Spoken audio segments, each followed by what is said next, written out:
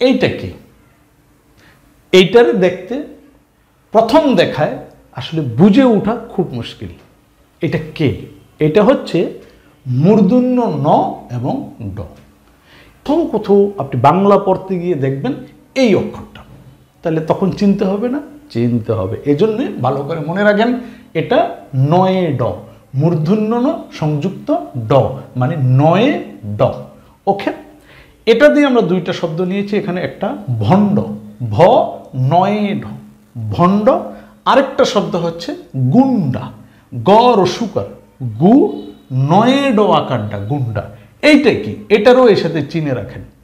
সাধারণত গয়ের নিচে কিন্তু আমরা রসুকারটা সোজা করে দিতে পারতাম, কিন্তু কোথাও কোথাও আপনি এইভাবে দেখবেন, গয়ের নিচে যখন রসুকার দেওয়া হয় তখন লেখাটা এইভাবে লেখা হয়। তাহলে গ রসুকার, গু নয়ে ড আকার ডা, গুন্ডা।